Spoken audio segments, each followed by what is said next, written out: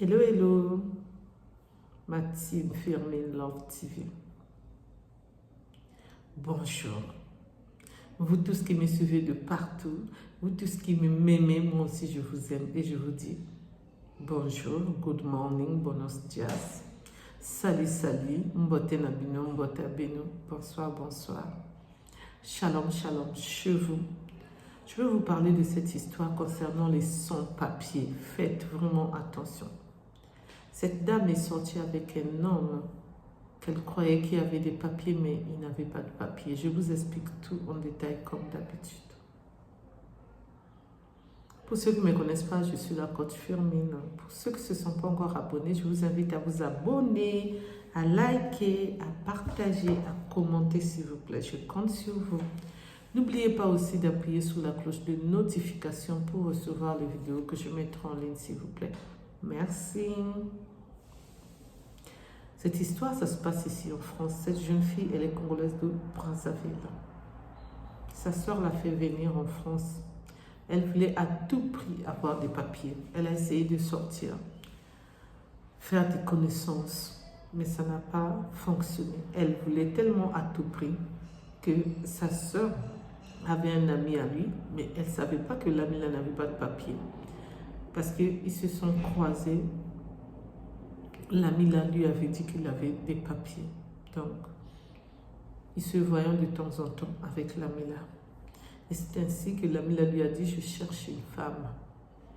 C'est ainsi que sa soeur qui l'a fait venir en France a dit, ah, moi j'ai ma soeur aussi qui est arrivée, que je fais venir, qui n'a pas de papier.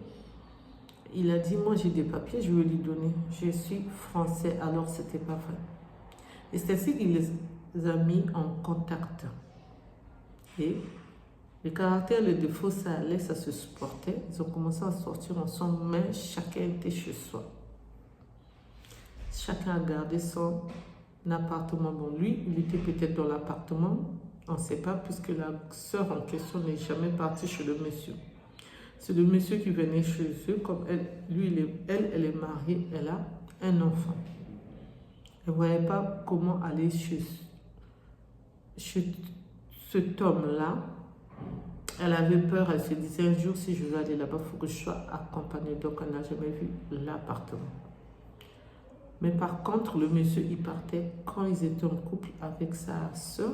C'est le monsieur qui partait chez sa soeur était en colocation, ici en Île-de-France.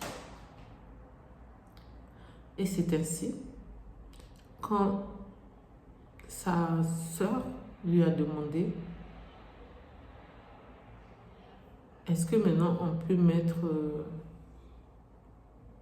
Est-ce que maintenant je peux savoir si réellement on va se marier, comment on va faire? Le monsieur lui dit oui, on va se marier, mais pour l'instant, on ne peut pas se marier pour l'instant. Je mets d'abord l'argent de côté. Donc ça, c'était ses paroles. Au fur et à mesure, les mois passaient, elle a encore voulu savoir où en était l'histoire de se marier ou de mettre au monde. Le monsieur disait toujours, oui, on attend d'abord, on attend. Et quand le monsieur est venu la voir comme d'habitude, il est parti, il a oublié son sac. C'est en fouillant le sac. C'est vrai, c'est pas bien de fouiller le portable, le sac de ton compagnon, de ton mari. Mais parfois, c'est bien pour découvrir la vérité. Et c'est ainsi qu'elle fouille le sac. En fouillant, c'est là elle découvre que le monsieur n'avait pas de papier. Que les papiers, c'était au nom de son frère. Comme il se ressemblait avec son frère. Le nom, c'était le même nom, mais le prénom, c'était pas pareil. L'acte de naissance, l'âge du monsieur, sa date de naissance, j'allais dire, excusez-moi, ça ne correspondait pas. Elle était triste. Elle a commencé à pleurer toutes les larmes de son corps, comme j'ai l'habitude de le dire. Elle n'était pas bien, elle était vraiment triste. Elle a appelé le monsieur qui a dit, oui, c'est vrai, moi aussi je suis sans papier, je cherche ces papiers, mais pourquoi tu ne m'as pas dit? Oh non, excuse-moi. Elle a dit, je ne peux pas te pardonner, toi et moi, c'est fini, viens récupérer ton sac. Et c'est ainsi qu'elle a continué à chercher un homme avec qui être ensemble. Et elle a eu la grâce de trouver un homme avec qui ils se sont mariés, mais ça n'a pas fonctionné, ils ont divorcé. Et après, elle a trouvé d'autres hommes, ça n'a pas fonctionné, et là, elle est femme seule, avec 8 filles et un enfant. Elle avait fait venir son enfant de l'Afrique. Et elle a fait connaissance d'un homme qui est en Afrique, avec qui ils sont ensemble. Après, ils se sont séparés. Et là, ils sont encore ensemble, l'amour à distance. C'est pourquoi je tenais à vous partager cette histoire, qu'elle m'a dit, bien sûr, de partager pour tirer les leçons et dénoncer les sans-papiers. Quand tu sais que tu es sans-papier, dis la vérité au lieu de faire passer le temps à la personne. Parce que là, heureusement qu'elle a découvert, sinon il y a d'autres qui ne montrent même pas qu'il n'a pas de papier. Il ne faut pas avoir honte, il faut dire la vérité. Parce que quand il y a le mensonge, c'est pas bon.